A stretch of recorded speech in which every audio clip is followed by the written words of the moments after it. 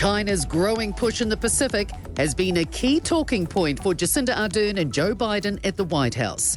The Prime Minister has met with the US President this morning.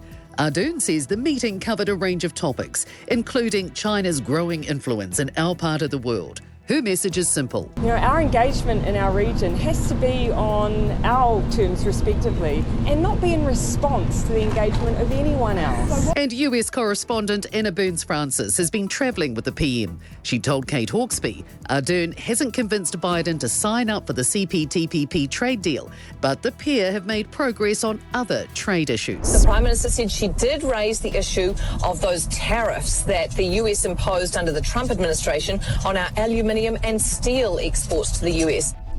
An acting sergeant threw 7 punches in 7 seconds at a man who was backed into the corner of a police cell and not fighting back. Caleb Turfree claimed it was an attempt to gain compliance.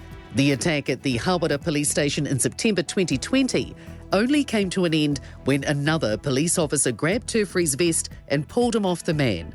Open Justice reporter Tara Shesky says Turfree appeared in the Hawera District Court in April. He was convicted of common assault and fined $1,500 plus court costs. Caleb Turfree is no longer a police officer.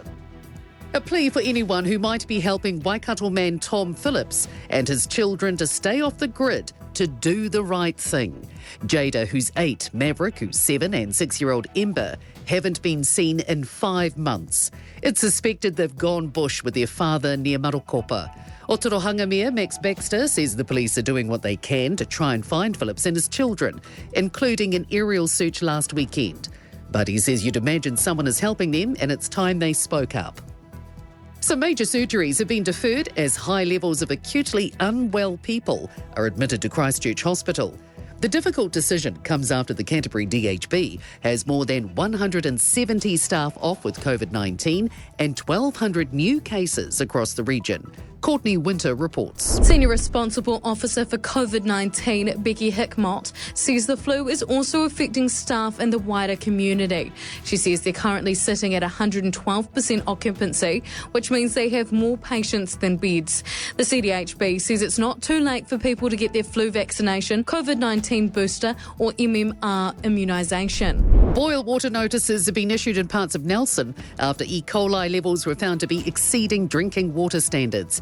About 171 properties are impacted and will need to use boiled water until further notice.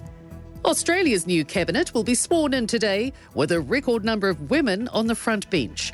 Prime Minister Anthony Albanese has appointed 13 women to a ministerial role, with 10 of them in the cabinet.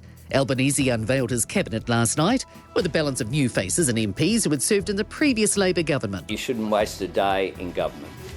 We don't intend to. The swearing-in coincides with Labor securing 77 seats in the House of Representatives, making it a majority government.